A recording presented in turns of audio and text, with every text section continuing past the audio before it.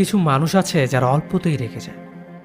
এই রেগে যাওয়া মানুষগুলোকে আমরা অনেকে পছন্দ করি না। এদের দেখলে বিরক্তি একটা ভাব চলে আসে। মনে মনে ভাবি এদের মন বলতে কিছু নেই নাকি। অথচ আমরা জানি না যে এই রাগী মানুষগুলোই প্রকৃতপক্ষে ভালো মানুষ। কিন্তু রাগী মানুষগুলো খারাপ না। রাগী মানুষেরা নিজেদের চরিত্রে সহজে দাগ লাগতে দেয় না।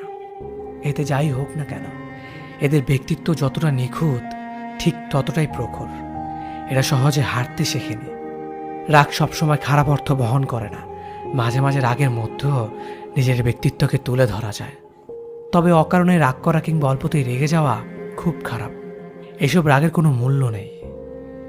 এসব রাগ হলো এক ধরনের ছেঁচড়ামি। রাগী মানুষগুলো যা বলবে সব তোমার সামনেই বলবে।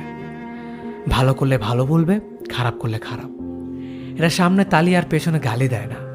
যা বলবে সব মুখের ওপর বলবে। শুধুমাত্র এই কারণেই তারা অনেকের কাছে খারাপ হয়ে যায়। যার রাগ যত বেশি তার মনে ভালোবাসাও ততটাই বেশি। যার রক্ত যতটা গরম তার মনও ততটাই নরম।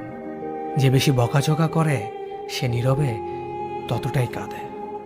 যে তোমাকে যতটা কাঁদায় সে তোমার হাসির জন্য ততটাই কারণ খুঁজতে থাকে। তাই রাগী মানুষদের আপন করতে শিখো। একবার আপন হয়ে গেলে তারা সহজেই পর করে দেয় না। রাগী মানুষগুলো ভালোবাসা খুব কম পায়, কিন্তু যতটুকু পায় ঠিক ততটুকু ধরে রাখতে জানে।